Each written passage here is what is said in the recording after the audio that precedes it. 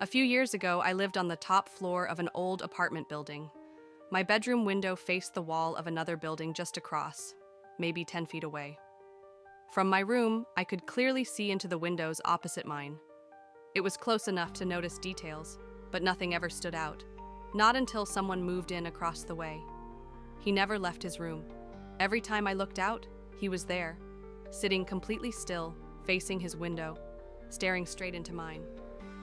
At first, I told myself it was coincidence. Maybe he liked the view. But as days passed, it became clear he wasn't looking outside. He was watching me. I started keeping my curtains drawn. But sometimes curiosity got the better of me, and I'd peek through a small gap. He was always there, always looking, never blinking.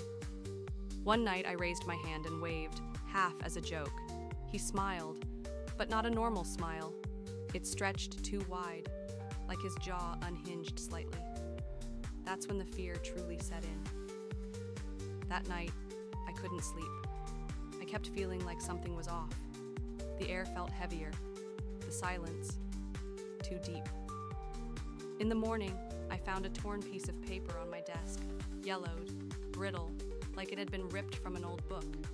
There was one sentence scratched into it. "You're not the one outside the glass. He is." I froze. My door was locked. No windows were open. I live alone.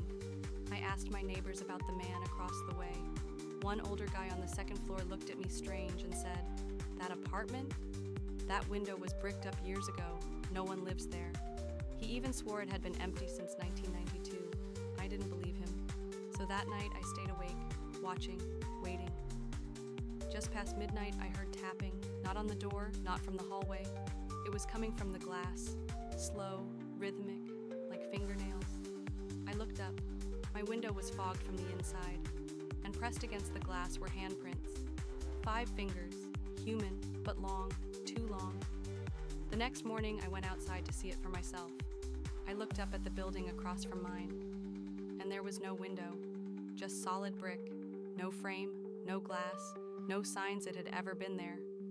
But when I came back inside, I looked out my window, and he was still there. Still sitting, still smiling, still watching. I tried to record it with my phone, but the screen stayed black. No static, no malfunction, just black, as if the camera doesn't know which side of the glass I'm on.